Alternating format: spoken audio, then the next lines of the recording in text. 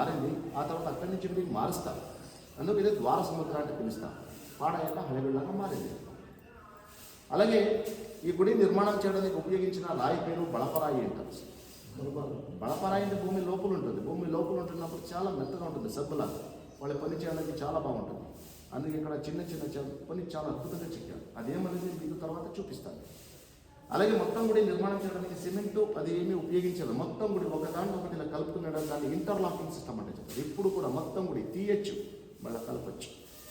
ఇప్పుడు ఇంట్లో పిల్లలు ఆడుకోవడానికి పెట్టుకుంటారు,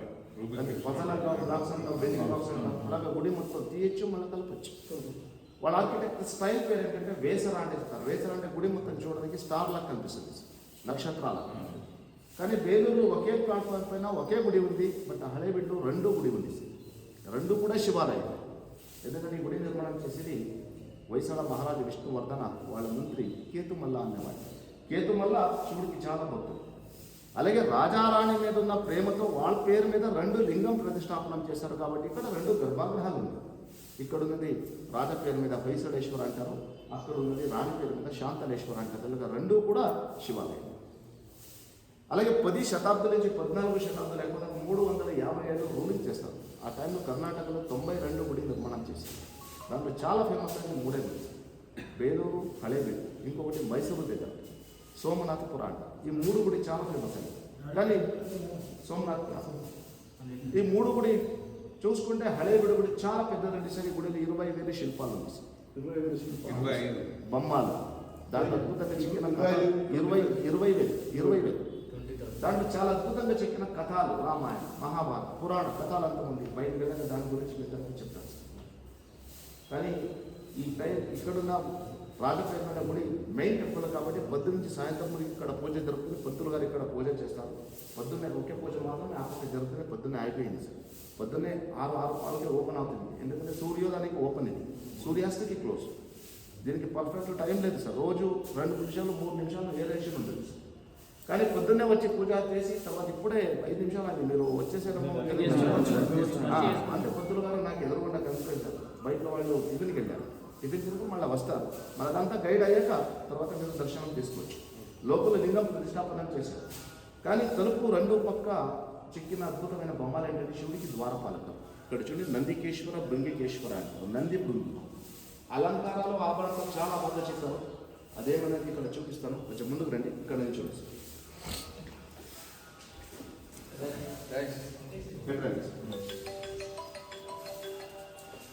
ఇక్కడ చూడండి, ఆభరణాలు ఎంత బాగుంది. ఇదంతా ఒకే రాయితో చెక్కారు. కాబట్టి ముందుగా బేలూరు, హళేబీడు అంటే ఆభరణానికి బాక్స్ అంటే పెంచేవాడు. వాళ్ళకి ఎక్కువ ప్రాముఖ్యత ఇచ్చే అలంకారం. ఇక్కడ ఉపయోగించిన ఆభరణానికి పేరు ఉంటుంది. పైన పెట్టిన తలపైన కిరీటానికి జటాముఖ అంటారు. అంటే జుట్టుకి అలంకరించిన కిరీటం అది. అలాగే చెవులకి వేసుకున్న ఇయర్ రింగ్స్ ఉంది కదా, దీన్ని నాగకుండల, ఇది మకర కుండల, టోటల్ గా కరుణ కుండల అంటే చెప్తారు. ఇది భుజక్లిప్తి, బాహుబంధ, ఇది కంఠహార, ఇది వక్షహార, ఇది వక్షబంధ. ఈ నడానికి స్కర్ట్ లాగా ఒక ఆభరణ, మేకల అంటే చెప్తారు. ఇది వైజయంతి మాల. ఆ తర్వాత గడియాలు, పట్టేలు, తాలపూట మొత్తం ఒకే అలాగే చెక్కారు. కానీ ఇక్కడ విశేషాలు ఏంటంటే తను వేసుకున్న కిరీటం ఉంది కదా, కిరీటం పైన చిన్న చిన్న పుర్రెలు కనిపిస్తున్నాయి. ఆ పుర్రెలు లోపల ఖాళీగా ఉంది, అలాగే కోసేశారు అనమాట. మన వెళకులితే నోరు నుంచి, కళ్ళ నుంచి, చెవుల నుంచి పాస్ అవుతుంది. చూడండి,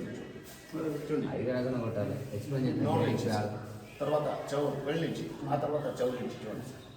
అలాగే తను వేసుకున్న కిరీటం ఉంది కదా, కిరీటం తల 2 మంది గ్యాప్ ఉంది చూడండి సార్. వెళకులితే ఇలా మధ్య పాస్ అవుతుంది చూడండి సార్. ఇలాగే కనిపిస్తున్నా. అది చూడటానికి ఎలా ఉన్నాయంటే వేరే రాయితో కిరీటం చెక్కేసి తల మీద పెట్టాలా కనిపిస్తుంది. కానీ మొత్తం ఒకే రాయితో చెక్కారు. కానీ దాడి చేస్తుంటే కూడా చెయ్యి ముఖంగా ఇరుక్కొట్టారు, పాడు చేశారు. ఎందుకంటే అందంగా కనుగొనకూడదలా చేశారు. ఇక్కడ చిన్న హోల్ ఉంది, మీరు కావాలంటే అక్కడి నుంచి లోపల ఉన్న శివలింగం చూడొచ్చు. చూడండి సార్. ఆ తర్వాత వెళ్ళిపోవచ్చు. చూసారా? రండి సార్. ఈ గుడి లేదా 22 సీలింగ్స్ ఉంది సార్. 21 సీలింగ్ అష్టదిక్పాలకుల బొమ్మలను వాళ్ళ వాహనంగా చెక్కేసి పెట్టేశారు. అష్టదిక్పాలకులు అంటే తెలుసు కదా, 8 దిశాలకి దేవతలు. ఇప్పుడు మనం ఇందులో వాస్తు అంటే ఆ వాస్తు అనేది అష్టదిక్పాలకులు ఎలా ఉంటారో అలా నిర్మాణం చేస్తారు. దానికి వాస్తు అంటారు. కానీ ముందుగా ఈ గుడి వాస్తు ప్రకారంగా నిర్మాణం చేశారు. కాబట్టి ఈ గుడి చుట్టూ అంతా 21 సిలిండర్లు ఎస్టదిక్ పాలకుల బొమ్మలు చూడొచ్చు. ఇక్కడ చూడండి సార్, తూర్పుకి ఎవరుంటారు తెలుసా? ఇంద్రుడు తన వాహన ఐరావత మీద కూర్చున్నాడు చెప్పి సార్. దీన్ని ఈశాన్య అంటాం. ఈశాన్య అంటే శివుడు తన వాహన నంది మీద కూర్చున్నాడు. ఇది ఆగ్నేయ మూలే. ఆగ్నేయ అంటే అగ్ని తన వాహన కుటేల మీద కూర్చున్నాడు. దక్షిణానికి యమ తన వాహన దునపోతలో కూర్చున్నాడు. ఉత్తరానికి కుబేర తన వాహన గుర్రం మీద. దీన్ని వాయువు అంటే చెప్పారు. వాయు తన వాహన జింక మీద చూడేశారు. పశ్చిమానికి వరుణ తన వాహన మొసలి మీద. దీన్ని నైరుత్య అంటే చెప్తారు. నైరుత్య అంటే నిరుత్య తన వాహన మనిషి మీద కూర్చున్నాడు. దీన్ని అష్టదిక్పాలకులు సెంటర్ శివుడు నాట్యం చేస్తున్నాడు కాబట్టి నటరాజ అంటే చూపిస్తుంది. మొత్తం 21 సిలిండర్లు ఇలాగే ఉంది. 1 సిలిండర్ మాత్రం త్రిమూర్తి కుటుంబం అంతా చెక్కారు. అదేమన్నది ఆ పక్క వెళ్ళాక మీకు చూపిస్తాను. బయటికి వెళ్ళి చుట్టూ వెళ్తాం. రండి సార్.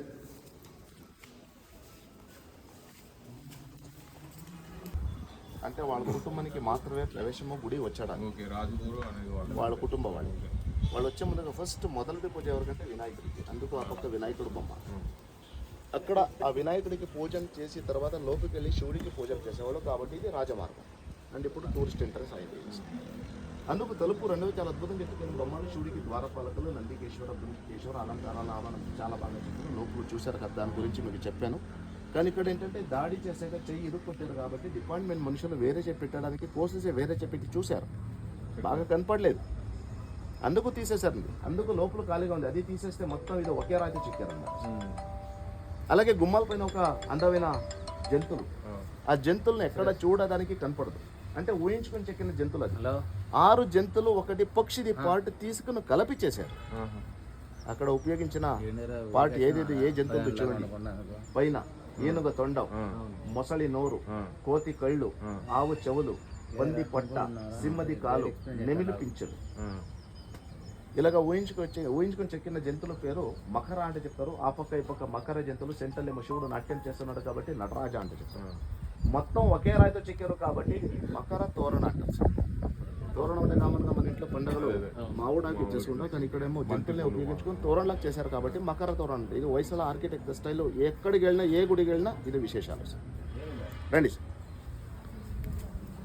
మీకు బేలూరు లోపల చూస్తే అలైబిడు బయట చూడాలంటారు. అవును, బయట అంటే గుడి పశ్చిమ దిశలో చాలా అద్భుతమైన బొమ్మలు సార్. ఇలాగ చూడండి 8 లైన్స్ అడ్డాలాగా చెక్కారు. కిందంతా ఏనుగలు. గుడి చుట్టూ అంతా 1248 ఏనుగులు ఉంది. కానీ ఒక ఏనుగ టైప్ ఇంకొక ఏనుగ లేదు. మొత్తం డిఫరెంట్గా ఉంది సార్. కానీ వాళ్ళు డిఫరెంట్ అంటే అది నడుస్తున్నాయి అనుకుని చెక్కారు. నడిచేటప్పుడు కొంచెం చేంజెస్ ఉంటుంది కదా, అలాగే రాయితో చెక్కారు అనమాట. వాళ్ళు ఊహించుకుంది ఏంటంటే ఏనుగలు ఆగట్లేదు, నించోలేదు, నడుస్తున్నాయి. అలా నడిచేటప్పుడు ఎలా ఉంటుందో అలాగే రాయితో చెక్కారు. అందుకు మొత్తం ఏనుగలు డిఫరెంట్గా ఉంది సార్. మొత్తం 1248 ఏనుగలు 1248 రకాలుగా ఉంది. ఇది బలం కోసం. గుడి మొత్తం ఏనుగల పైన నించోళ్ళకి కనిపిస్తుంది. సెకండ్ లైన్లో సింబల్ అండి, ఇది ధైర్యం కోసం. ఇది 3వ మళ్ళీ 5వ లైన్లో అలంకారం కోసం పూలు చెక్కారు. ఈ లైన్లు కూడా వేరే ఉంటాయి బొమ్మలు. సింహం సార్. అవును, కానీ మనకి ఎక్కడంత సింహాలు లేదు. టైగర్సే ఉంది, పులిలంతా ఉంది, సింహాలు లేదు. కానీ అప్పటికి అది 900 ఏళ్ళగా ముందుగా హొయసళ మహారాజా రూలింగ్ స్టార్ట్ చేసేది సళ అన్న మనుషుల నుంచి. ఎందుకంటే అక్కడ ఒక చిన్న కథ. హొయసళ సామ్రాజ్యం ఎలా స్టార్ట్ అయిందంటే సళ అన్న వాళ్ళ నుంచి. సళ అన్న వాళ్ళు ఒక స్టూడెంట్ ఫారెస్ట్. అప్పటికి ఇప్పుడు మన గురుకుల అంటే చెప్తాం కదా, ఆ గురుకుల అడవిలు ఉంటుంది. అడవిలి సుధాత్త ముని, జైన్ ముని పాట చెప్తూ ఉండేటప్పుడు సడన్గా ఒక సింహం అక్కడ లోపలికి వస్తుంది. లోపలికి వచ్చిన వెంటనే అక్కడ ఉన్న పిల్లలంతా పారిపోతారు. కానీ ఈ సళ అన్న పిల్ల మాత్రం అక్కడే నించుంటాడు. నించున్న తన గురువుని అడుగుతాడు, గురువు వర్య మీరు మనకి పర్మిషన్ ఇస్తే నేను ఆ సింహం చంపడానికి తయారుగా ఉన్నాను, రెడీగా ఉన్నానంటాడు. అందుకు గురువు డిసైడ్ చేసి తనతో ఉన్న కత్తి తీసేసి తీసుకొని చంపుకొనిచ్చారు. అది పట్టుకుని వాళ్ళు సింహను చంపుతాడు. ఆ చంపిన తర్వాత వాళ్ళు ఫస్ట్ మహారాజా అవుతాడు హొయసళ సామ్రాజ్యానికి. కాబట్టి వాళ్ళ సామ్రాజ్య పేరు హొయసళ అంటారు. హొయ్ అంటే చంపు, సళ అంటే వాళ్ళ పేరు. అందుకనే గణేష ఉన్నారు కదా, వినాయకుడు ఉన్నాడు కదా, ఎదురుగుండా చూడండి బొమ్మ ఉంది కదా, అక్కడ పగలు పట్టుకారు. అది ఆ సింహను చంపుతున్న సళ. అదే వాళ్ళ లాంఛనం. అది బేలూరు వెళ్తే అది అందమైన లాంఛనం చూడొచ్చు. తలుపు ఆ పక్క ఈ పక్క పెట్టారు. ఇక్కడ పగలు పెట్టారు. అవునా సార్. అది ఎందుకు సింహం చూపించారు, ధైర్యం కోసం. వాళ్ళ ధైర్యం అంత ఉంది కాబట్టి ధైర్యం కోసం సింహం చూపించారనమాట. 3వ మళ్ళీ 5వ లైన్లో అలంకారం కోసం పూలు చెక్కారనమాట. 4వ లైన్ గుర్రాలండి. ఇది అంటే వేగ కోసం, ఇది స్పీడ్కి తరఫున. ఆ తర్వాత ఇక్కడ రామాయణ మహాభారత పురాణ కథలు. ఇక్కడేమో మహాభారతాలు జరుగుతున్న యుద్ధం అండి, కౌరవులు పాండవులు వాళ్ళిద్దరి మధ్య జరుగుతున్న యుద్ధం. కానీ మహాభారతంలో గుర్తు ఎలా పెడతారు సార్? ఇక్కడ చూడండి అర్జున్ ఉన్నాడు సార్, కొంచెం వెనకరండి, ఆ పక్క చూడండి అర్జున్ ఉన్నాడు సార్. కానీ ఆయనే అర్జున్ అంటే ఎలా గుర్తు పెడతారు? ఇలా గుర్తు పెట్టడానికి అందరు రథం ఉంటుంది కదా, రథం వెనక ఒక జెండా కడతారు. ఆ జెండా ఏంటి తెలుసు అర్జునుడికి? హనుమాన్ జెండా. అక్కడ చూడండి హనుమాన్ జెండా ఉంది, అక్కడ కూడా ఉంది హనుమాన్ జెండా. అందుకు ఇది మహాభారత కథ అంటే గుర్తు పెట్టచ్చు, లేకపోతే గుర్తు పెట్టడానికి కుదరదు సార్. ఆ తర్వాత ఇక్కడ జంతువుల గురించి మీకు చెప్పాను కదా, గుమ్మలపై చూసారు కదా, మకర జంతువులు. ఆ తర్వాత బ్రహ్మకి వాహనం, ఇది హంస వాహనం అంటే చెప్తాను సార్. ఆ తర్వాత పైన అద్భుతమైన బొమ్మలు, అలంకారాలు, ఆభరణతో చాలా బాగా చేశారు. ఇక్కడ చూడండి శివుడు పార్వతి పూజ ఎంత బాగుంది చూడండి, తనకి చేసిన హెయిర్ స్టైల్ చూడండి ఎంత బాగుంది. కానీ బొమ్మ పేరు ఏంటంటే ఉమా మహేశ్వరుడు అని చెప్తారు. ఉమా అంటే పార్వతి ఇంకొక పేరు, అది ఎప్పుడైనా నెమ్మదిగా ఉండేటప్పుడు తన పేరు ఉమా. అప్పటికి వాళ్ళ వాహనం ఏంటంటే ముంగిస, చిన్న ముంగిస ఉంది. తనకి కోపం వస్తే దుర్గా, కాళి, చాముండి అంటే చెప్తారు. అప్పటికి వాళ్ళ వాహనము సింహం, అందుకు 2 వాహనము. ఆ తర్వాత త్రిమూర్తులండి. అంటే త్రిమూర్తులు అంటే మనం ఎప్పుడైనా బ్రహ్మ విష్ణు తర్వాత శివుడు అని చెప్తాం. ఎప్పుడైనా సెంటర్లో ఎవరు ఉంటారంటే మధ్యలో విష్ణువే. కానీ ఈ గుడి విశేషాలు మధ్యలో శివుడు ఉన్నాడు, ఎక్కడ చూడడానికి కనపడదు. ఎందుకంటే శివాలయం కాబట్టి శివుడికి ఎక్కువ ప్రాముఖ్యత ఇచ్చే సెంటర్లో శివుడిని చెక్కారనమాట. ఫస్ట్ బ్రహ్మ, తర్వాత శివ, తర్వాత విష్ణు. అలాగే శివుడు ఎడం చేతులు జనముఖం చెక్కారు చూడండి. ఎందుకో తెలుసా మీకు? లోపల చెప్పాను, నార్త్ ఈస్ట్ డైరెక్షన్ ఈశాన్య మూలకి దేవుడు ఎవరు? ఈశాన. ఈశాన అంటే ఏంటి తెలుసా? కృషి దేవత. సమృద్ధి కోసం వాళ్ళ చేతులు ఆ జొన్నముక్క చెక్కారు. ఆ జొన్నముక్క కనిపెట్టింది ఎవరంటే 16 శతాబ్దంలో మెక్సికో మనుషులు అంటే చెప్తారు సార్. కానీ గుడి నిర్మాణం 12 శతాబ్దం, 400 ఏళ్ల ముందుగా ఇక్కడ ఉంది సార్. వాళ్ళు ఎలా కనిపెడతారు సార్? మనది కాపీ చేసుకుని వాళ్ళు చెప్పుకున్నారనమాట సార్. ఇక్కడ మహాభారత కథ చూడండి సార్. దీన్ని మత్స్య యంత్ర భేద అంటే చెప్తారు. ద్రౌపది స్వయంవరాలు, అర్జునుడు ఆ కాలు 2 కాళ్ళ మధ్య గిన్నె ఉంది కదా, నూనెతో ఉంది సార్. ఇక్కడ స్తంభాల పైన చేపలు ఉంది చూడండి. ఆ చేపల బింబం దాంట్లో చూసుకుని కనికి బాణం అందుతున్న బాణం ఎరుకొట్టారు, వీళ్ళు మిగిలిపోయింది సార్. బేలూరు వెళ్తే చూడండి సేమ్ స్టాచ్యూ అక్కడ ఉంది, అక్కడ బాణం ఉంది, విల్లు పోయింది సార్. కానీ ఇక్కడ దాడి చేసాక పగలు కొడితే బేలూరులో మన లోకల్ మనుషులు పాటు చేశారు. ఎందుకంటే ఇక్కడ వాళ్ళు ఫస్ట్ దాడి చేశారు, ఎందుకంటే ఇది రాజధాని. అందుకే ఇక్కడున్న సంపత్తి దోచుకుని వెళ్ళిపోవడానికి ఇక్కడ దాడి చేశారు. ఇటు నుంచి అక్కడ ఇళ్లలో అక్కడున్న లోకల్ మనుషులు ఆ గుడి ఇసుకలో మూసేస్తారు. అందుకు దాడి చేయడానికి కుదరలేదు. అలాగే కొంత బొమ్మల బ్రిటిష్ వాళ్ళు పట్టుకెళ్ళడానికి కుదరలేదు సార్. అందుకు అప్పటికి రక్షణ లేక మన లోకల్ మనుషులు కొంత డ్యామేజ్, కొంత దొంగతనంతా వాళ్ళు చేసుకున్నారు సార్. అంటే దాడి నుంచి అవలేదు. ముందుకు రండి సార్. బొమ్మలు అలాగే డిపార్ట్మెంట్ నుంచి గుర్తు పెట్టారు. ఎదురుగొండ కృష్ణ గోవర్ధన కొండ చేతులు పట్టుకుని నిల్చున్నాడు సార్. ఎందుకంటే ఆ పక్క బాగా వాన పడుతుంది ఇంద్రుడి నుంచి, అందుకు మొత్తం పల్లెటూరు అంటే నీళ్లు మునిగిపోతుంది. కాబట్టి అక్కడున్న మనుషులు, ఆవులు, జంతువులు అందరూ కూడా విష్ణు ప్రార్థన చేస్తారు. కాబట్టి విష్ణు తన 8 అవతారాలు కృష్ణ రూపంలో వచ్చి మొత్తం కొండంత చిటికే విరళలు పట్టుకుని నిల్చుంటారు. కానీ ఇక్కడ చెక్కటినప్పుడు హస్తాలతో పట్టుకలాగా చెక్కారు సార్. కానీ పైన అడవి జీవితము ఎలా ఉన్నది కొండ పైన బాగా చెక్కారు. ఒక్కొక్కటే చూపిస్తాను, కొంచెం ముందుకు రండి. ఫస్ట్ ఇది చూడండి, ఒక సింహం గుహ లోపుకి పోతున్నాయి. బయట చూడండి 2 కాళ్ళతో కనిపిస్తున్నాయి. ఇంకొకటి పక్కనే ఒక పూలి బయటకు వస్తున్నాయి, మొహం మాత్రమే కనిపిస్తుంది చూడండి. ఇక్కడ ఒక మనుషుడేమో కొండ పైన బండలు పట్టుకుని ఎక్కుతున్నాడు చూడండి. ఇక్కడ ఒక వేటగార విల్లు బాణం పట్టుకున్నాడు, పొందిన వేటయాడడానికి ట్రై చేస్తున్నాడు, కనిపిస్తున్నాయి. ఇక్కడ ఒక పిల్లి నోరు లోపలు ఎలకను పట్టుకుంది చూడండి. ఇక్కడ ఒక కోతి చెట్లు ఎక్కుతున్నాయి, ఎందుకంటే పక్కనే అరటి చెట్లు ఉంది, ఆ పళ్ళు తినడానికి ట్రై చేస్తున్నాయి. ఇక్కడ నెమిలు, ఆ తర్వాత పల్లి, ఆ తర్వాత కొండ పట్టుకున్నాక కిందంతా పాములు దూరింది చూడండి. ఇదంతా ఎందుకంటే అది చూసినట్టు మనకి అడవి తెలియాలి, అందుకోసం. అందుకు గోవర్ధన గిరిధరి పర్వతం అంటే చెప్తాం సార్. ఇంకొకటి అందమైన బొమ్మ ఏంటంటే శివుడు రాక్షస కడుపు లోపల పోయి డాన్స్ చేస్తూ నిల్చున్నాడు. రాక్షస పేరు గజాసుర అంటారు. గజాసుర అంటే ఏనుగ రూపంలో వచ్చిన శివుడు, సరే రాక్షసుడు శివుడిని చంపడానికి వస్తాడు. కానీ శివుడు కోపం వచ్చి వాళ్ళ కడుపు లోపల పోయి డాన్స్ చేస్తే ఏనుగ తోలుగా చీల్చేస్తాడు కదా. అలాగే చీల్చేసిన తోలు మొత్తం బట్టలాగా వేసుకుంటాడు, ఎంతవరకు అంటే ఆకాశం వరకు.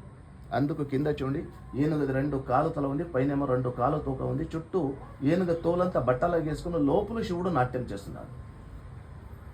కానీ ఇక్కడ విశేషాలు ఏంటంటే ఆ 2 చేతులు తోలు ఎలాగ పట్టుకున్నాక తోలు ఎలాగన పసిగా ఉండేటప్పుడు తన ఎడం చేతుల బటన్ వేల గోరు ఉంది కదా, చాలా సూదిగా ఉంది.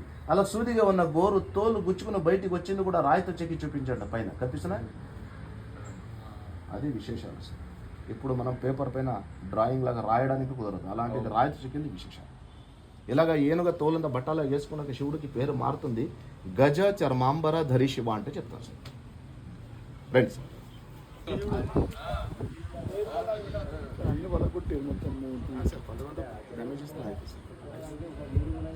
డ్యామేజ్ ఇప్పుడు రండి రండి రండి సార్ దాదా ఇంకా రా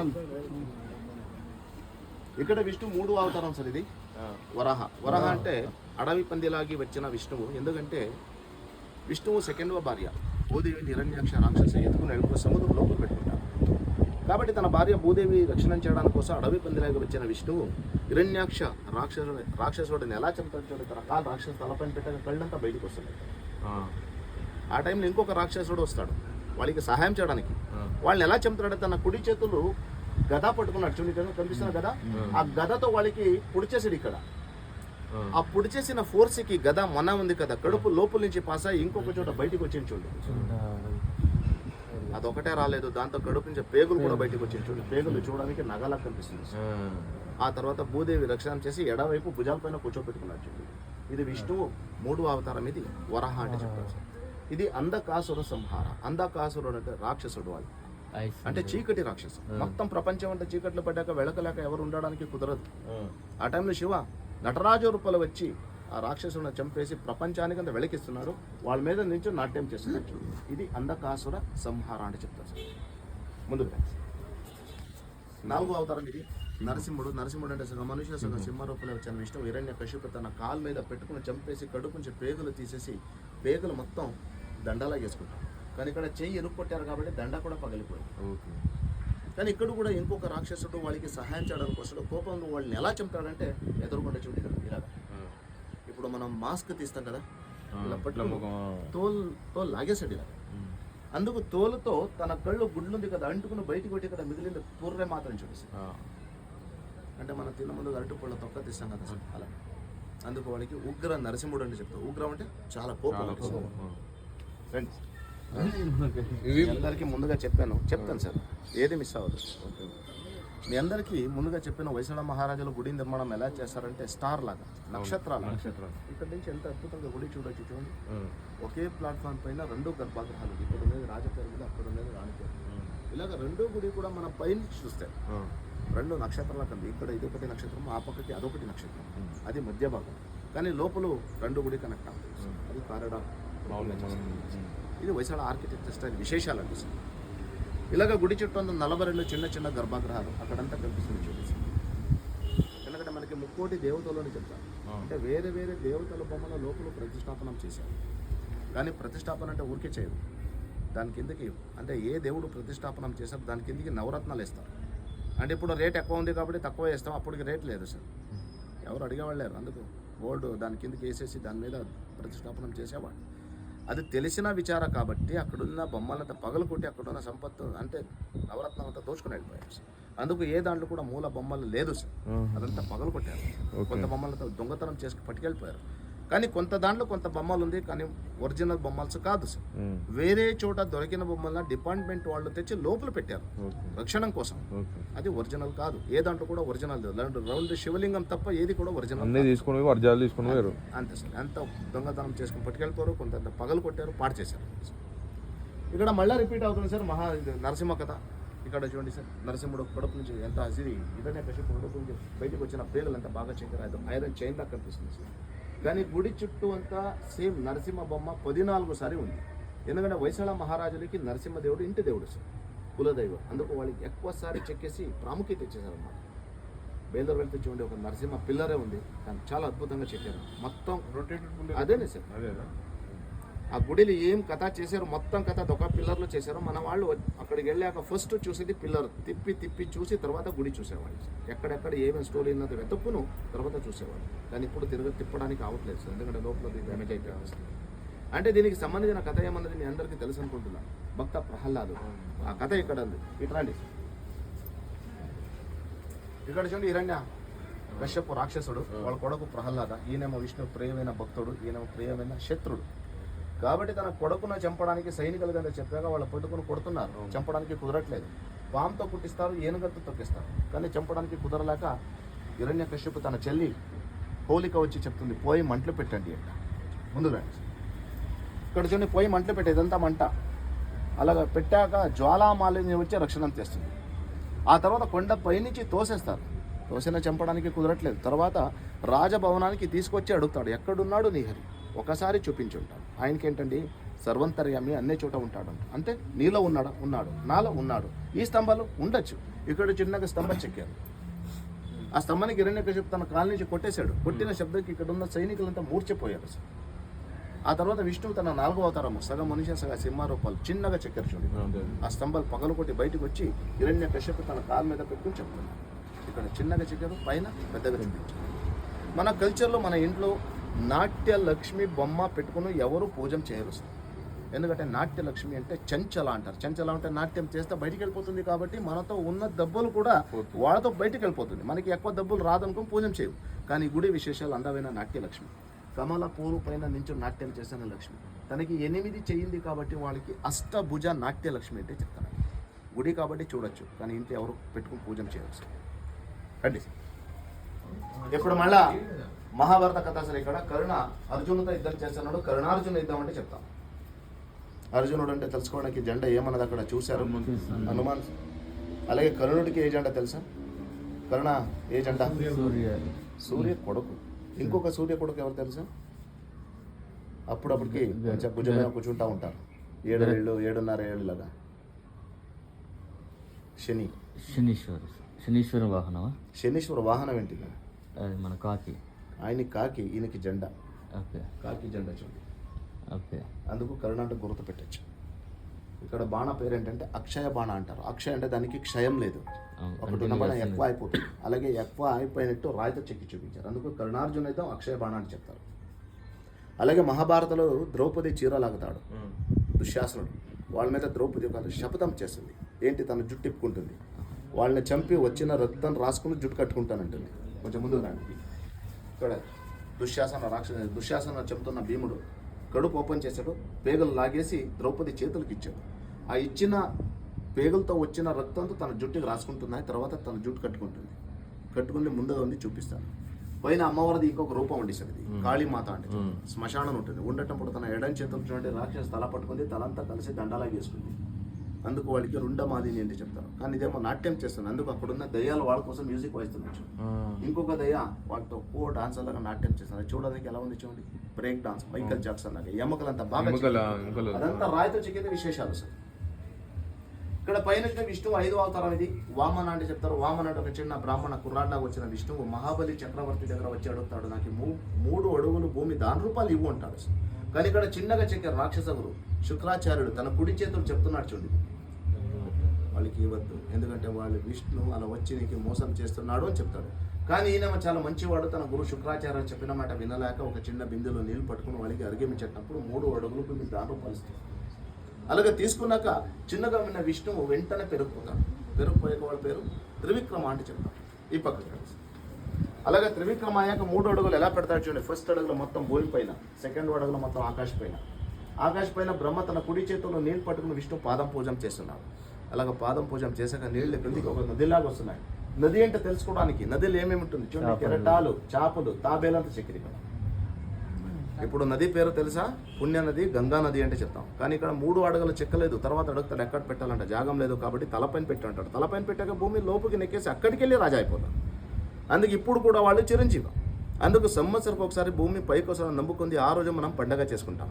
కర్ణాటకలో దీపావళిలో బలిపాడ్యం అంటాం, కేరళలో ఓణం అంటారు. ఇది విష్ణు 5వ అవతారం. ఇది వామన అవతారం అంటే చెప్తాను సార్. రండి సార్. తన పత్ని తన భార్య పూలు కృష్ణ తన భార్య సత్యభామ కోసం తీసుకొస్తాడు తెలుసా? పారిజాత పూలు. ఎందుకంటే ఒక పూలు తెచ్చి రుక్మిణికి ఇస్తాడు కాబట్టి ఇంకొక భార్య సత్యభామకు మండి స్టార్ట్ అవుతుంది. అందుకు నాకు కావాలంటుంది. అందుకు కృష్ణ తన భార్య సత్యభామని తన వాహనం గరుడ పైన కూర్చోపెట్టుకుని ఇంద్రలోకి వెళ్తాడు ఒక పూలు కోసం.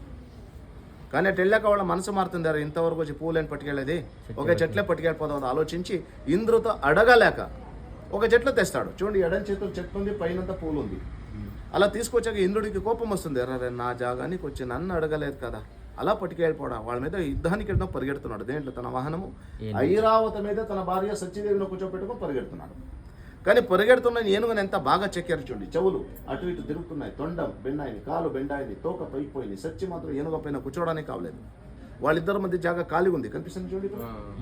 ఎందుకంటే అలా పరిగెడతా ఉంటున్నప్పుడు వెనక్కి ఎవరు కూర్చోడానికి అవదు సార్, పైకి ఎగరుతూ ఉంటారు కదా. అందుకు ఎక్కడ నేను కింద పడిపోతున్నానో కంగారులు తన ఆయనకి కుడి చేతులు టచ్ చేసి చెప్తున్నది, కొంచెం నెమ్మదిగా వెళ్ళండి నేను పడిపోతున్నాను అంట. అందుకు కథా పేరు పారిజాత అపహరణ అని చెప్తాను సార్. ఇక్కడున్న మనుషులు చూస్తే బ్రిటిష్ మనుషులా కనిపిస్తారు చూడండి, వాళ్ళు వేసుకున్న బట్టలు చూడండి, లాంగ్ కోట్, హెయిర్ స్టైల్ మొత్తం చూస్తే బ్రిటిష్ జడ్జిలా కనిపిస్తారు, యూరోపియన్ బ్యారిస్టర్. కానీ ముందుగా వాళ్ళ పేరు జైన ధర్మాధికారి అంటే పిలిచేవాళ్ళు. ఎందుకంటే ముందుగా మన వైశాల మహారాజులు జైన్స్ అయి ఉంటారు సార్. తర్వాత వాళ్ళు మారుతారు వైష్ణవులాగా. ఆ తర్వాత నరసింహదేవుడు ఇంటి దేవుడు అవుతుంది. అలా మారడానికి కారణం ఎవరంటే రామానుజాచార్య. వాళ్ళు చెప్పిన మాట విని వైష్ణవులాగా కన్వర్ట్ అయిపోతారు. ముందుగా వాళ్ళ జైన్స్ కాబట్టి వాళ్ళ పేరు జైన్ ధర్మాధికారి అంటే పిలిచేవాళ్ళు సార్. ముందుగా మళ్ళీ ఇక్కడ కొంచెం రామాయణ కథలు సార్. వాలి సుగ్రీవులు యుద్ధం చేస్తూ ఉండేటప్పుడు రాముడు 7 తాడు చెట్లు వెనక దాల్చుకుని చెబుతున్నారు. వెనక నుంచి చంపడానికి కారణం ఏమంటే వాలి విశేషాలు. వాడేమో సూర్యుడి నుంచి వరం తీసుకుంటాడు. వరం ఏంటి తెలుసా?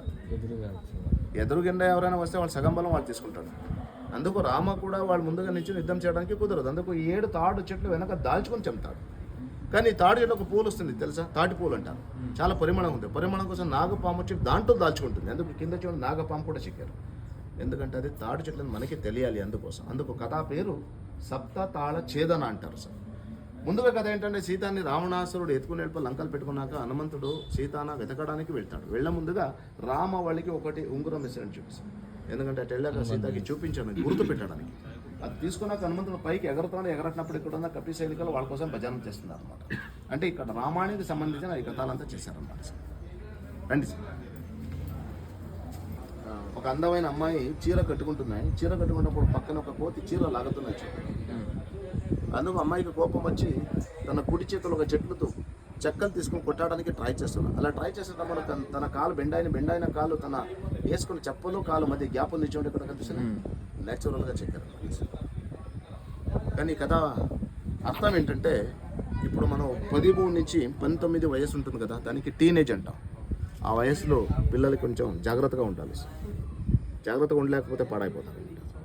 అంటే ఆ వయసులున్న అది 13 నుంచి 19 వయసున్న అబ్బాయికి ఒక అందమైన అమ్మాయి చూస్తే ఎలా ఉంటుందంటే పైన చూడండి చెక్కారు 2 కోతిల మధ్య ఏమి జరుగుతున్నాయి.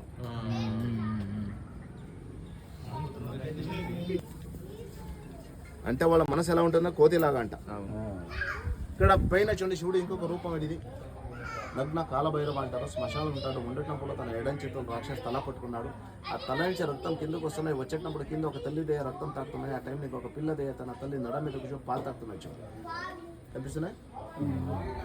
కానీ ముందుగా మన కల్చర్లో నమ్ముతున్నారంట సార్. ఇప్పుడు మనకి పునర్జన్మం అంటే చెప్తాం కదా, పునర్జన్మం అనేది మనుషులకి కాదంట దయ్యాలకు ఉంటుందంట. అది చూపించడానికి కోసం ఇక్కడ పిల్ల దయ్య తల్లి దయ్యం చెక్కి దయ్యాల కుటుంబం చూపించారన్నమాట సార్. ఇది శివుడు ఇంకొక రూపం నగ్న కాలభైరవ అంటే చెప్తాం సార్. ఇంకొకసారి మీకు నరసింహుడు బొమ్మ ఇక్కడ చూడొచ్చు, పైన చూడండి సార్. మీకు చెప్పాను ముందుగా 14 సారి గుడి చుట్టూ అంతా సార్. రండి సార్. చార్జ్ లేదు సార్, షెల్ చార్జ్ చేయలేదు. రండి సార్. మనల దగ్గర ఉండే కదా, లైట్ ఉండే కదా, పర్వాలేదు సార్, అయిపోయింది, దగ్గర వచ్చేసాం.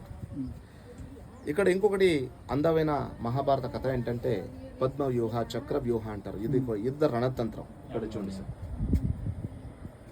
మహాభారతలు ఇది రెడీ చేసేది ఎవరంటే ద్రోణాచార్యుడు. ఇక్కడ ద్రోణాచార్యుడు ఉన్నాడు, అర్జునుతో యుద్ధం చేస్తున్నాడు. ద్రోణార్జున యుద్ధం అంటే చెప్తాం. కానీ ఆయనే ద్రోణ అంట గుర్తు పెట్టడానికి జెండా ఏంటి తెలుసా? ఈ మట్టితో చేస్తారు కదా కుండం, కలిసి కుండం పెట్టారు. ఈ కుండం వాళ్ళకి జెండా. ఈ కుండం వాళ్ళకి జెండాలాగా ఎందుకు పెట్టారో తెలుసా?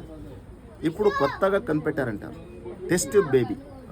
ఈ టెస్ట్ బేబీ కాన్సెప్ట్ అన్నది కొత్తది కాదు సార్. ప్రపంచంలో ఫస్ట్ టెస్ట్ బేబీ ఎవరంటే ద్రోణాచార్యుడు. ఒక కుండంలో జన్మం తీసుకుంటాడు టెస్ట్ బేబీ లాగా. అందుకు వాళ్ళకి పేరు ద్రోణ, కుంభోద్భవ, కుంభ సంభవ అంటే చెప్తారు. కాబట్టి వాళ్ళకి జెండా కుండధ్వజం పెట్టారు, గుర్తు పెట్టాడు. ఈయన ప్రిపేర్ చేసిన ఈ ಒಂದು చక్రవ్యూహ లోపుకి వెళ్ళి యుద్ధం చేసుకుని బయటకు రావడానికి 4 మాత్రమే తెలిసి ఉంటుంది. ఇది చేసిన ద్రోణాచార్యుడికి, వాళ్ళ కొడుకు అశ్వత్థామ, కృష్ణ, అర్జున. కానీ అర్జున కొడుకు అభిమన్యుడికి లోపుకి వెళ్ళడానికి బయటకు రావడానికి తెలియదు. ఎందుకంటే తన తల్లి కడుపులో కృష్ణుడేమో తన చెల్లి సుభద్రగా స్టోరీ చెప్తా ఉంటాడు. అదేమో నిద్రం పోతుంది కాబట్టి సగం స్టోరీ చెప్పి వెళ్ళిపోతాడు. ఆ సగం స్టోరీ విన్నాక లోపల ఉన్న అభిమన్యుకి లోపుకి వెళ్ళడానికి బయటకు రావడానికి తెలియదు. అలా యుద్ధం జరుగుతూ ఉండేటప్పుడు లోపలికి వెళ్ళిపోతాడు, బయటికి రావడానికి తెలియలేక లోపల జయద్రథ వాళ్ళని చెప్తాడు. జయద్రథ ఎవరంటే ధృతరాష్ట్రకి ఒకే కూతురు ఉంటుంది కదా, దాని మొగుడు, వాళ్ళ పేరు జయద్రథ సైంధవ అంటే చెప్తారు. వాళ్ళ నుంచి చచ్చిపోతారు.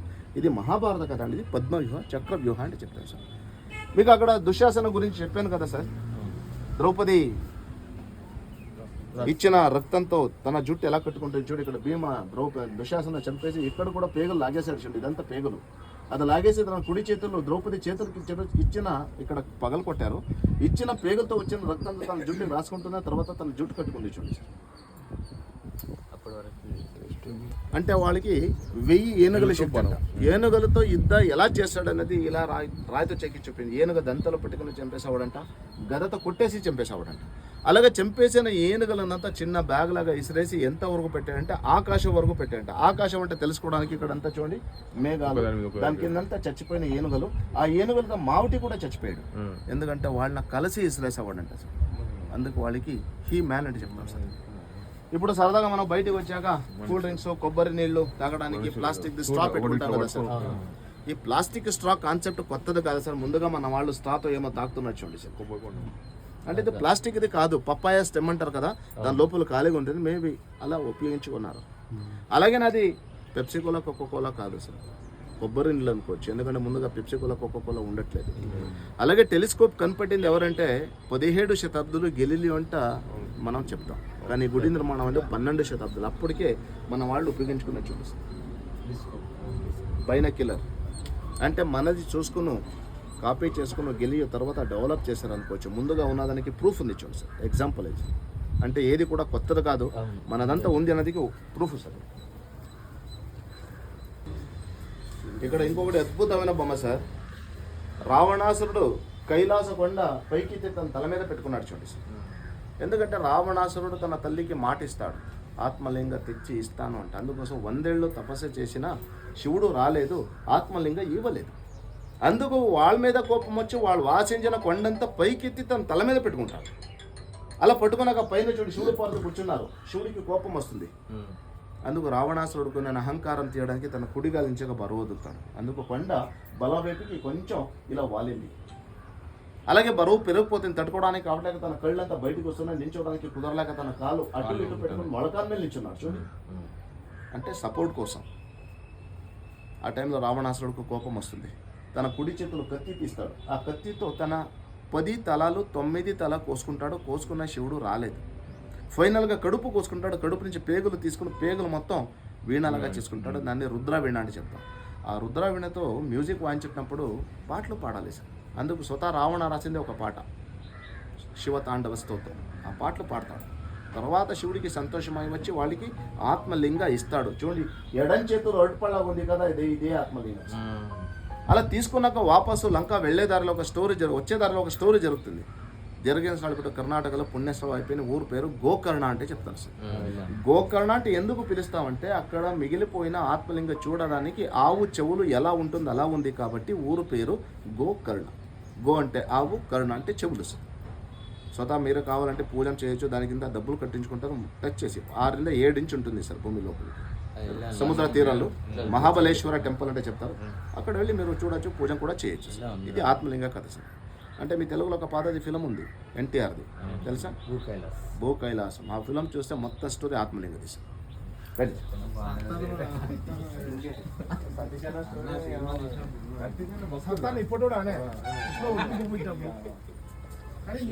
రండి సార్. ఇక్కడ చూడండి అందమైన అమ్మాయి సార్. అమ్మాయికి చేసిన హెయిర్ స్టైల్ చాలా బాగుంది. అది చూడడానికి అజంతా హెయిర్ స్టైల్ లా కనిపిస్తారు. అజంతా వెళ్తే పెయింటింగ్ లో చూడొచ్చు సార్ గోడ పైన. కానీ ఇక్కడేమో రాయితో చెక్కి చూపించారు.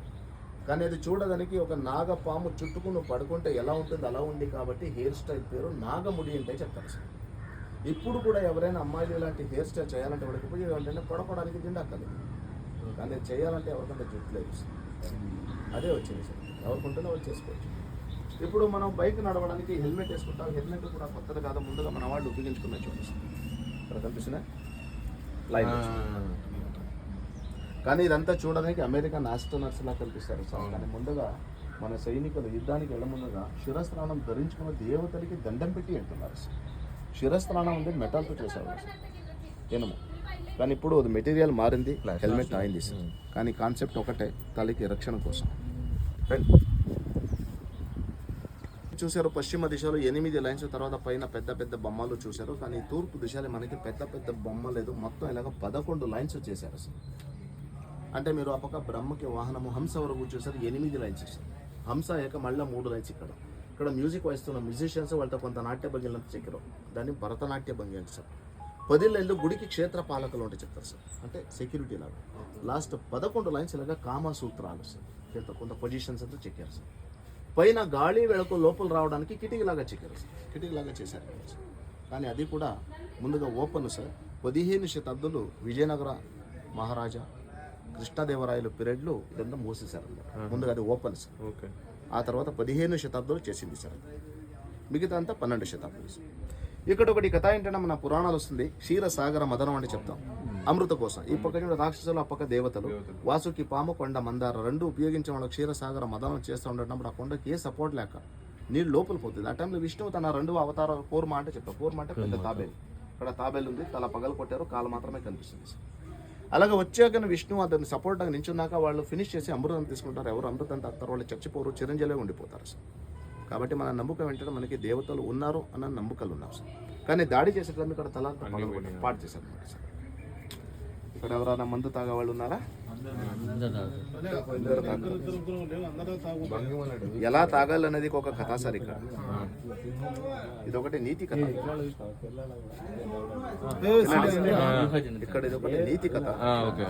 మందు ఒక గురించి కాదు, మొత్తం మన జీవితంలో లిమిట్ గా ఉంటే లైఫ్ బాగుంటుంది అన్నదానికి ఇది ఒక నీతి కథ. ఇక్కడ రాక్షస గురు శుక్రాచార్యుడు ధ్యానం చేస్తున్నాడు. ధ్యానం అంతా అయ్యాక వాళ్ళు మందు తాగుతారు. మందు అంటే ఇప్పుడు ఆల్కహాల్ అంటారు, సురపానం. దేంట్లో చేశారంటే దాన్ని కళ్ళు అంటారు, సురపాన అంటారు. దేంట్లో అంటే పామ్ ట్రీస్ అంటారు. ఇక్కడ చెట్లు దాని నుంచి తీసిన సురపానం ఉంటుంది కదా, ఒక కుండల్లో పెట్టారు. కుండల్లో పెట్టాక ఒక పక్షి దాని మీద కూర్చొని తాగుతున్నది చూడండి కనిపిస్తుంది. ఇది అర్థం ఏంటంటే మనుషులకి ఆల్కహాల్ అనేది కావాలంట. ఎంత తాగాలంటే పక్షిలాగా కొంచెం కొంచెం. అలా తాగిన వాళ్ళు ఎలా ఉంటారంటే పక్షి స్వేచ్ఛంగా పైన ఆరాడుకుండా ఉంటుంది కదా, మనిషి కూడా కొంచెమే తాగితే అలా ఉంటాడు, సంతోషంగా అంత స్వేచ్ఛంగా ఉంటాడు. కానీ ఎక్కువ తాగితే ఎలా ఉంటాడు? పాములాగా సార్. అంటే విషమైన పాములాగా ఉంటాడంట, నాగపాములాగా. అందుకు చూపించారు. అవును sir. Little is okay, too much is too bad అంటారు. అంటే అధికస్య అమృతస్య విషం అంటే చెప్తారు. అమృతం అంటే తెలుసు, అక్కడ వస్తుంది కదా అమృతం. అది కొంచెమే తాగాలి, అది కూడా ఎక్కువ తాగితే విషం అవుతుంది. అలాగా కొంచెం తాగిన వాళ్ళు చాలా బాగుంటుంది. ఇదొకటి విచారాలు కాదు, అన్ని విచారాలు బాగుంటే లైఫ్ చాలా బాగుంటుంది. నీతి కథ చిక్కారు సార్. చెప్పండి సార్. ఇప్పుడు భంగిమలు అది సింహమా? అవును సార్, అది ఇమాజినరీ అనిమల్స్. సార్ మీకు ముందుగా చెప్పాను కదా, కేరళ తమిళనాడులో మొత్తం ఇవే ఉంటాయి. ఇట్లా పెద్ద స్టాచ్యూకు తమిళనాడు స్టాచ్యూ కార్డు ఇక్కడ కూడా ఉంటుంది. మీరు చూడలేదా చుట్టూ అంతా? వాళ్ళ పేరేంటి తెలుసా? కీర్తి ముఖ అంటారు. రాక్షస వాళ్ళకి మొహం మాత్రం ఉంటుంది, బాడీ ఉండదు సార్. ఎందుకు తెలుసా? కీర్తి ముఖ అనే వాళ్ళు ఒకటి వరం తీసుకుంటాడు. వరం ఏంటి తెలుసా? వాళ్ళకి ఎక్కువ ఆకలి ఉండాలి, ఆకలి ఉండలాగా వరం తీసుకుంటాడు. అలా ఒకసారి చాలా ఆకలి ఉంటుంది, తినడానికి ఏం దొరకదు. అందుకే ఏం చేస్తాడు? కాలు నుంచి స్టార్ట్ చేసి తినడానికి ఇలా తినుకుని ఇలా వస్తాడు, ఇంతవరకు వస్తాడు, పైన కావదు, ఇలా తింటాడు, మొహం మాత్రమే మిగిలిపోతుంది. అందుకు ఎప్పుడైనా వాళ్ళ వరం ఏంటంటే దేవుడు దగ్గర ఉండాలి అన్నది. అందుకు దేవుడు పాలు ఇది ఉంటుంది కదా, పిలిగిరి ఉంటుంది కదా, దాని మీద అంతా వాళ్ళ మొహం చెప్తారు. అవును అన్నిటికీ. అవును, ఇక్కడ ఎక్కడ ఉంటుంది చూపిస్తాను రండి. అదే కమాన్ ఉంటుంది వెనక. అవును, తోరణం దాంట్లో ముద్యలు చేస్తారు. సీతారాములకైనా ఎవరికైనా అంటే లోపల 2 శివాలయం ఉంది కాబట్టి బయట 2 నంది బొమ్మ ఉంది. ఇక్కడ ఒకటి ఉంటే ఇంకొకటి ఆ పక్కకు ఉంది. అక్కడున్న నంది బొమ్మ రాజగుడి ముందు ఉంది కాబట్టి 9 అడుగులు అవుతుంది. ఇక్కడ ఉన్నది రాణి గుడి ముందు ఉంది కాబట్టి 8 అడుగులు అవుతుంది. 2 మధ్య 1 అడుగుల వ్యత్యాసం ఉంది. రాజా రాణి అంటే తెలుసుకోవడానికి. కానీ నంది విశేషాలు ఏంటంటే మొత్తం ఇండియాలో అందాలు అలంకారాలు ఫస్ట్ ర్యాంక్ సార్. ఎందుకంటే ఇది రాణి గుడి ముందు ఉంది కాబట్టి రాణి ఎప్పుడైనా చాలా అందంగా ఉంటుంది, అలంకారాలు చాలా బాగుంటుంది. నంది కూడా అలాగే చెక్కారు అన్నమాట, చూడడానికి చాలా బాగుంది సార్. అలాగే ఒక నంది న్యాచురల్ లాగా కూర్చున్నాక ఎలా ఉంటుంది అలాగే రాయితో చెక్కి చూపించారు. అలాగే నంది ఒళ్ళంతా పాలిష్ చేశారు. ఇదంతా పాలిష్ అద్దం లాగా. అందుకు మొత్తం ఇండియాలో అందాలు అలంకారాలు ఫస్ట్ ర్యాంక్. అలాగే 2 నంది కూడా ఒక రాయి చేశారు, కింద పీఠం కలిపి ఒకే రాశారు. చాలా పెద్దది మీ ఆంధ్రాలో ఉంది, మొత్తం ఇండియాలో తెలుసా? కాదు. యాగంటి కాదు సార్, మనకి బెంగళూరు నుంచి 1.5 గంటల ప్రయాణం అంతే. Border Anantapuram district Lepakshi. లేపాక్షిలో ఉన్నది మొత్తం ఇండియాలో చాలా పెద్దది. అందాలు అలంకారాలు ఇది ఫస్ట్ ర్యాంక్. మీకు కావాలంటే పైకి వెళ్ళి నంది చూసుకుంటారు, చూసారా? ఈ పక్క ఉన్నది రాణి పేరు మీద శాంతనేశ్వరం. అక్కడ పొద్దున్న నుంచి సాయంత్రం వరకు పూజ, ఇక్కడ పొద్దున్నే ఒకే పూజ మాత్రమే జరుగుతుంది సార్. ఫస్ట్ నుంచి అలాగే సార్. రాజా అంటే ప్రయారిటీ జాస్తి ఎక్కువ సార్, అందుకు పొద్దున్న సాయంత్రం వరకు పూజ అక్కడ ఉంటుంది. అంటే ఇప్పుడు కూడా అలాగే జరుగుతుంది సార్. మనం పూజన చేసే జాగం ఉంది కదా, లింగం ప్రతిష్టాపనం చేసే జాగానికి గర్భగృహ అంటే చెప్తారు. తర్వాత ఇది ప్రార్థన మంటప, తర్వాత ఆ పక్క ఈ పక్క శివుడికి ద్వారపాలకం. అంటే మీకు ముందుగా చూపించాను కదా, అక్కడ రాజగుడి ముందుగా 7 అడుగుల హైట్ ఉంది, ఇక్కడ 6 అడుగుల హైట్ ఉంది. నందిబొమ్మ చూశారు కదా, అలాగా 1 అడుగు తక్కువ సార్, ఎందుకంటే రాణి పేరు. ఆ తర్వాత ఇది నాట్య మంటపం. ఎందుకంటే ముందుగా మన కల్చర్లో ఒక సిస్టమ్ ఉంటుందంట, దేవదాసీలు అంటే చెప్తారు. అంటే దేవదాసి మనుషులు దేవతలకి నాట్యంతో పూజలు చేసేవాళ్ళు. కాబట్టి ఇక్కడ కొంత నాట్య భంగిలంతా చెక్కేసి వాళ్ళ జ్ఞాపకార్థం కోసం ఇక్కడ పెట్టేసారు. చూడండి, శిలాబాలిక అంటారు. 84 బొమ్మలు ఇలా చెక్కేసి గుడి చుట్టూ అంతా పెట్టేశారు. కానీ దాంట్లో మిగిలింది 14 మాత్రం అంతే. దాంట్లో చాలా బాగున్నది. 70 స్టాచ్యూస్ బ్రిటిష్ వాళ్ళు మనకి స్వతంత్రం వచ్చే ముందుగా తీసేసి పట్టుకెళ్ళిపోయారు. ఆ తీసిన జాగాలను కలిగి ఉంచారు. కానీ ఇక్కడ మిగిలింది 14 మాత్రం బాగలేదు. దాడి చేశాక పగలు కొట్టారు కాబట్టి వదిలేశారు. బాగుండుంటే అది కూడా తీసేసి పట్టుకెళ్ళిపోవాలి. గుడి చుట్టూ అంతా 108 స్తంభాలు ఉంది సార్. కానీ ఏ స్తంభాల పైన పని కంప్లీట్ అవ్వలేదు, సగానికి ఆగిపోయి చూడండి. అది చూడడానికి ఎలా ఉందంటే ఒక బంగారపు నెక్లెస్ చేశారు కదా, అలా కనిపిస్తుంది. చుట్టూ చేయవలసింది చేయడానికి కుదరలేదు. ఎందుకంటే పని జరుగుతూ ఉండేటప్పుడు దాడి చేశారు కాబట్టి పని చేసే వాళ్ళ నుంచి పారిపోతారు. మళ్ళీ వచ్చిన కంటిన్యూ చేయడానికి ప్రాబ్లం ఏంటి తెలుసా, రాయి గట్టిపడి ఉంటుంది.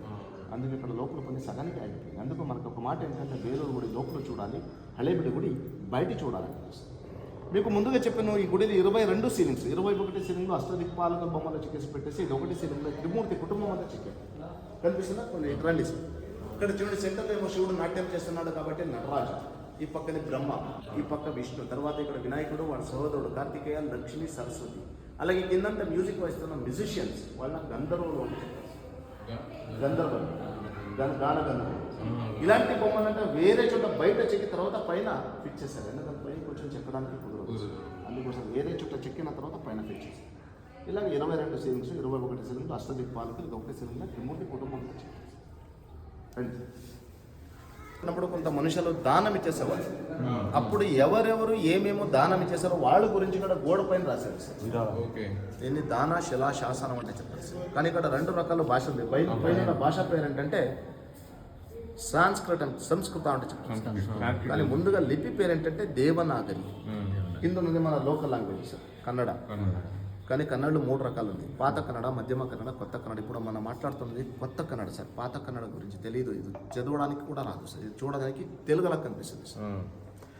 కానీ డిపార్ట్మెంట్లో ఒక బ్రాంచ్ ఉంది, దాన్ని ఎపిగ్రఫీ అంటే చెప్తారు. అక్కడున్న అలా ఆఫీసర్స్ దాని గురించి స్టడీ చేసి చెప్పింది ఏంటంటే, ఎవరెవరు ఏమేమో దానం ఇచ్చేసారో వాళ్ళ గురించి సార్.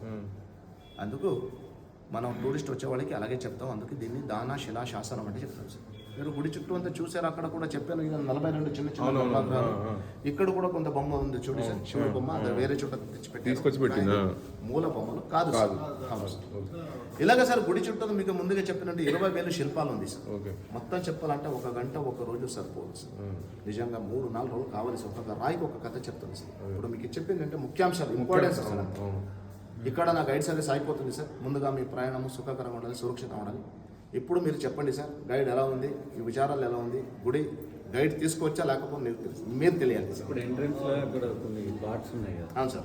అవి అక్కడ అడిదిక్కు సార్ ఎదురుగుంటే, మీరు ఎదురుగుంటేనే కనిపిస్తుంది చూడండి, అక్కడ కనిపిస్తున్నాయి. అక్కడ కాంపౌండ్ పక్కనే అక్కడ బొమ్మలు అంటే ఏంటంటే వేరే చోట దొరికిన బొమ్మలు, అంటే రూయిన్స్ అంటారు. అలాంటి బొమ్మల డిపార్ట్మెంట్